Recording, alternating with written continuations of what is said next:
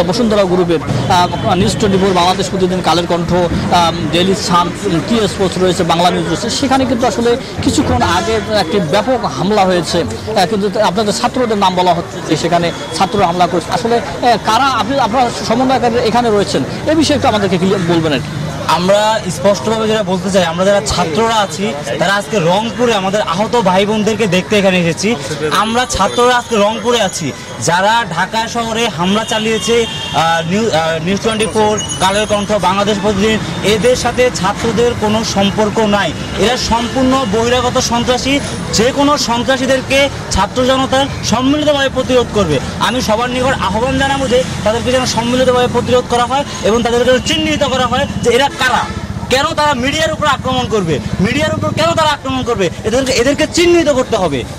একটু আপনার কাছে জানতে চাই যে এই যে আপনারা নর্থ সাউথ বিশ্ববিদ্যালয়ের থেকে এসেছেন এবং কোটা আন্দোলনের সমন্বয় অন্যতম সব ঢাকার আপনারা, তা আমাদের ইস্ট ওয়েস্ট মিডিয়া গ্রুপের উপর, বিশেষ করে নিউজ 24 বাংলাদেশ কালের কণ্ঠের উপরে হামলা হয়েছে কিছুক্ষণ আগেই।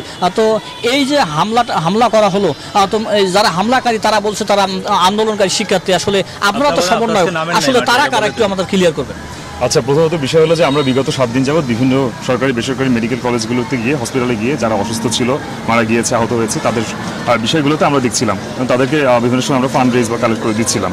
এটা হচ্ছে আমাদের ব্যক্তিগত জায়গা থেকে, এটা অনেক সময় নিউজে আসছে, অনেক সময় আসে নাই। তো এই ক্ষেত্রে নিউজ 24 আমাদেরকে সাহায্য করছিল। কারণ এই জায়গাতে হচ্ছে দেখা যায় সবসময় সব মিডিয়াগুলো বিজি থাকছে, কেউ কেন্দ্রীয় যেই কর্মসূচিগুলো ছিল সেখানে বিজি ছিল। তো নিউজ 24 আমাদেরকে সাহায্য করছিল, যেহেতু আমরা নর্থ সাউথ বিশ্ববিদ্যালয় বা বসুন্ধরা কেন্দ্রিক যেই বিশ্ববিদ্যালয়গুলো ছিল, আশেপাশে বিশ্ববিদ্যালয়, সেখান থেকে হচ্ছে যে যখন আমরা কোনো একটা নিউজে ডাক দিতাম তখন নিউজ 24 চলে আসতো বা অন্য কোনো মিডিয়া চলে আসতো, তারা সাহায্য করছিল।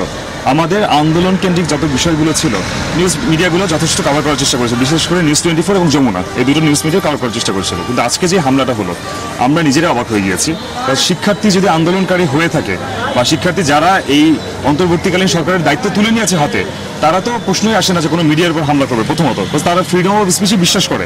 দ্বিতীয়ত হচ্ছে আমার কাছে যেটা মনে হচ্ছে, এইটা মনে হয় দেশের অন্তর্দ্বন্দ্ব কোনো কোন্দলকে কেন্দ্র করে হামলাটা হতে পারে, যেখানে স্পষ্টভাবে আমার যেটা মনে হয় যে নিউজ মিডিয়াকে হয়তোবা অন্য কোনোভাবে উপস্থাপন করার চেষ্টা করা হচ্ছে।